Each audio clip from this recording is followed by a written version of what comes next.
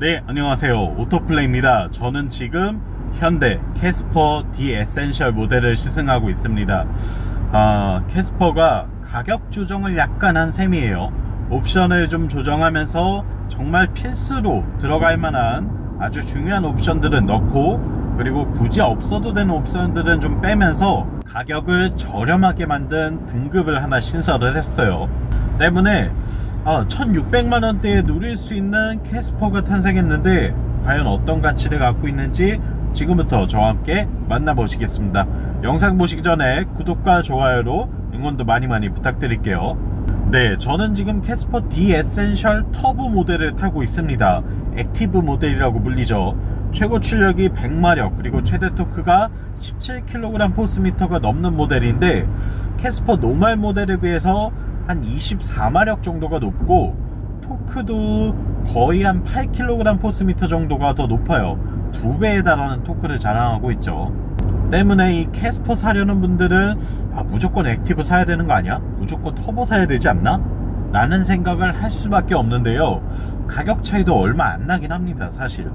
그런데 그 부분에서 과연 어떤 선택을 하는 게 좋은지 제가 한번 직접 비교해 봤으니까 알려드리도록 할게요.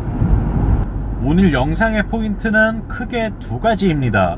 과연 이 캐스퍼 D 에센셜 모델 살만한가? 구매 가치가 있는가? 그리고 두 번째는 캐스퍼를 터보로 사야 하는가, 노멀로 사야 하는가? 이 두 가지를 놓고 비교해 드릴 거예요. 왜냐면 이 차의 기본적인 시승기는 이미 작년부터 몇 차례 전해드린 적이 있어요. 그렇기 때문에 제가 올려드리는 캐스퍼 시승기를 참고해 주시면 될 것 같고요. 오늘은 이 새로운 등급의 가치와 그리고 어떤 엔진 선택하는 게 좋은지를 정해 드리겠습니다. 일단은 이 새로운 등급의 가치, D 에센셜 모델이 사실 제가 딱 생각하고 있던 캐스퍼의 모습 그대로입니다. 내가 만약에 캐스퍼 산다면 난 이렇게 사야지 라고 했던 구성을 정말 용케도 센스있게 현대자동차에서 하나의 등급으로 만들어줬어요.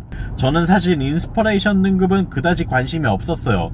경차의 17인치 휠과 205mm의 초광폭 타이어는 좀 투머치라고 생각을 했기 때문에, 그리고 캐스퍼의 깡통 휠인 이 스틸 휠이 굉장히 예쁘게 생겼다고 느끼고 있었거든요. 이 캐스퍼라는 차의 이미지와 아주 잘 어울리는 그런 뭔가 이 레트로틱한 느낌을 살려주는 휠이기 때문에 저는 15인치 휠을 갖고 싶었고, 그 휠이 아주 적합하다고 느끼고 있었어요. 근데 이 휠을 선택할 수 있도록 이렇게 만들어 주었네요. 때문에 185 사이즈의 타이어와 그리고 15인치의 스틸 휠은 너무 좋은 선택이라고 생각하고 있고요. 그리고 헤드램프가 프로젝션 타입이 들어가 있죠. 이 전면에 LED 데이라이트와 함께 프로젝션 타입의 헤드램프는 꼭 넣었으면 좋겠다고 생각했기 때문에 저는 모던 등급에서 옵션을 추가할 수밖에 없었는데, D 에센셜은 이미 그 옵션이 들어가 있는 모델이에요. 그렇기 때문에 좀 더 이 아쉬움을 덜어낼 수가 있죠. 그리고 사실 후방의 테일램프 같은 경우에는 LED가 들어가지 않더라도 벌브 타입과 차이를 느끼긴 좀 어려워요. 그렇기 때문에 굳이 가격을 추가해서 LED 타입의 테일램프를 넣을 필요까지는 없기 때문에 D 에센셜은 그게 빠져 있는 것 같습니다. 그리고 캐스퍼에서 정말 중요한 요소 하나, 이 루프렉이라고 할 수 있는데요. 루프렉이 빠져 있으면 차가 뭔가 멍청해 보이는 느낌이 좀 있어요. 그래서 루프렉은 필수로 넣어야 하는데 이 등급에는 꼭 들어가 있다는 점, 요것도 하나의 매력 포인트가 될 수 있겠죠. 그리고 실내로 들어오면 열선 통풍 시트 당연히 들어있고요. 내비게이션도 있고, 디지털 타입의 클러스터도 마련되어 있고, 열선 스티어링 휠도 있고요. 그리고 주행 보조 시스템도 있어서 이 차선 유지 보조를 어느 정도 해줍니다. 이런 다양한 안전과 편의 관련 옵션들이 빠짐없이 들어가 있기 때문에 굳이 다른 등급을 선택할 필요가 없는 거죠. 딱 합리적으로 내가 원하는 옵션들이 들어가 있으니까 난 요 차면 돼, 나는 판단이 서게 되는 그런 등급이라고 할 수 있을 것 같아요. 상품성 자체는 상당히 신경을 많이 쓴 것 같습니다.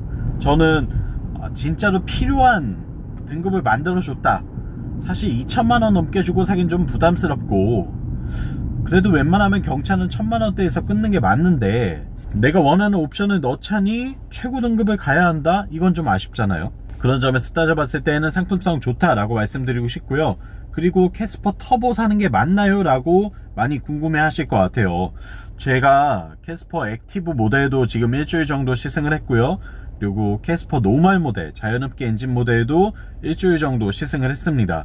두 가지를 번갈아 가면서 저울질 해가면서 각각의 엔진 특성과 주행 반응성을 느껴봤는데요. 사실 이 차를 시승하기 전까지만 해도 저는 캐스퍼 터보만 계속 타봤어요. 그렇기 때문에 이거 터보 아니면은 답 없다, 무조건 캐스퍼 액티브 타야 된다, 터보 엔진이 아니면 출력 부족해서 못하겠다 라고 생각하고 있었거든요. 왜냐면 76마력짜리를 타고 다니는 게 좀 사실 쉽지는 않아요.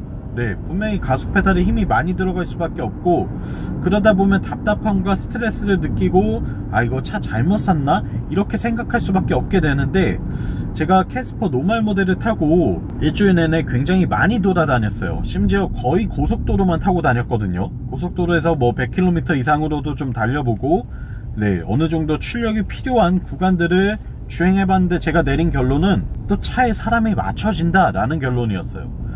제가 물론 저도 이제 300마력대의 제 차도 타보고 제로백 5초대의 차도 갖고 있었고 뭐 여러가지 다양한 고출력의 차들도 시승을 합니다만, 70마력대의 캐스퍼 노멀 모델을 타고 다니니까 또 그 출력에 길들여지더라고요.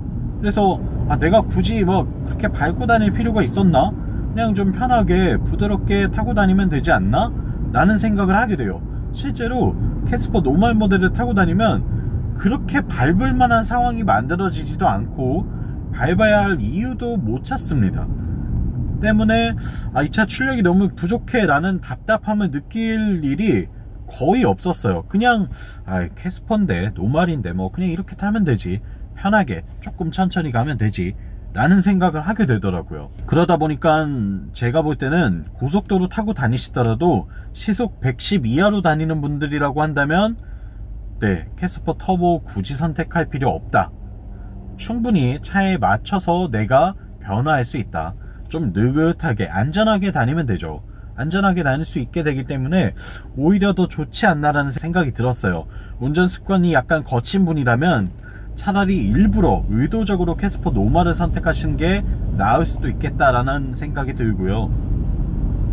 연비 관련해서도 좀 더 좋아요. 실제로 아무래도 자연흡기 엔진이 출력이 낮고 좀 더 살살 타게 돼서 그런 건지 모르겠는데, 제가 기록한 고속 정속 주행 시 최고 연비가 한 19.5km 정도 나왔거든요. 근데 캐스퍼 터보 타게 되면 아무리 살살 타도 18.5를 넘기기는 좀 어렵습니다. 거의 1km 정도의 차이가 나는데, 리터당 1km 차이가 난다? 요거 1년치로 누적하시면 그래도 금액이 작진 않아요. 나는 0.1이라도 연비가 더 좋았으면 좋겠어, 어차피 경차 탈 건데 연비가 더 좋고 더 경제적인 걸로 타고 싶어 하시는 분이라면 네, 노멀 모델이 정답인 것 같습니다. 그럼 캐스퍼 터보는 어떤 사람들이 타야 하냐? 제가 캐스퍼 터보 타고도 또 일주일 동안 거의 같은 패턴으로 주행을 해봤거든요. 고속도로도 다니고 다양한 환경에서 좀 많이 밟기도 해보고 여러가지로 주행을 해봤는데, 일단 출력 차이가 확실히 느껴집니다. 토크가 거의 2배이기 때문에 제로백 수치도 엄청나게 차이 나거든요. 캐스퍼 터보는 한 10초 정도 걸리고 노멀 모델은 한 15초 그 정도 걸리는 걸로 알고 있어요. 이런 차이들 때문에 출력에서는 분명하게 시원시원함을 느낄 수밖에 없고요. 개인적으로는 한 아반떼 정도의 레벨까지는 커버가 가능한 수준의 주행 성능을 보여줍니다. 때문에 이러한 이유들로 나는 무조건 그래도 힘이 좀 있어야 돼, 차가 짐도 많이 싣고 다니고 뭐 사람도 나 말고도 다른 사람 태울 수도 있고 고속도로 주행도 좀 해야 되고 언덕길도 많이 다녀야 돼 하면 터보 타시는 게 맞기는 맞아요. 맞긴 맞는데 터보를 타니까 어쩔 수 없이 좀 밟게 되고 약간은 거칠게 주행을 하게 되는 것 같아요. 이 차 최고속도 제가 기록해 보니까 160까지도 나오더라고요. 깜짝 놀랐어요. 근데 경차 타고 160으로 달린다는 거 거의 목숨을 내놓고 타야 한다는 이야기가 되기 때문에 그런 부분들을 고려해 봤을 때에는 여러분들이 좀 더 안전하게 타시는 게 좋지 않나 라는 생각이 들고요. 네, 굳이 경차 타고 160으로 달릴 필요 없잖아요. 그렇게 무리해서 위험하게 타고 다닐 필요는 없으니까 이왕이면 조금 느긋하게 다니시는 게 어떨까 라고 생각이 들었어요. 연비도 제가 아무리 살살 타도 18.5 정도, 터보는 그 정도 나오고 진짜 열심히 밟아봤거든요. 고속도로에서 막 때려 밟고 다녔을 때 연비는 리터당 12.5km 정도 나왔습니다. 그 이하로는 떨어지진 않더라고요. 정말 나는 빠르게 다닐 거야 하면 12.5 정도 나오고, 정말 살살 다닐 거야 하면 18.5 정도 나오고, 그리고 터보가 아닌 노멀 모델로 타고 다니시면 최대 19.5까지는 기록할 수 있다는 거, 요거 참고해 주시면 될 것 같아요. 경차라서 혜택이 의외로 많아요. 일단은 취등록세 절감할 수 있고요. 자동차세 정말 작게 내죠. 그리고 유가보조금이 나오기 때문에 1년치에 한 30만원 정도 기름값 보조를 해줘요. 또 공영주차장 반값 할인, 고속도로 통행료 반값 할인, 이러한 다양한 혜택들이 있고, 재산으로 잡힐 때에도 차량가액이 좀 낮고 경차이기 때문에 몇몇 가지 혜택을 얻을 수가 있죠. 이러한 점들 따져봤을 때에는 충분히 매력적이고 가치가 있는 것 같아요. 그래서 저는 여러분들께 좀 추천을 드리고 싶고요. 괜찮은 선택지 같습니다. 저는 무조건 캐스퍼 액티브 타야 한다고 생각했었는데 이번에 일주일간 좀 번갈아 시승을 해보면서 느꼈어요. 굳이 액티브가 아니라 노멀을 타더라도 꽤나 합리적으로 매력적으로 캐스퍼를 즐길 수 있겠구나 라는 생각이 들었고요. 영상 유익하셨다면 구독과 좋아요로 응원도 많이 부탁드리고요. 저는 다음 시간에 또 다양한 차의 재밌는 시승기로 돌아오겠습니다. 다음번에 만나요. 안녕.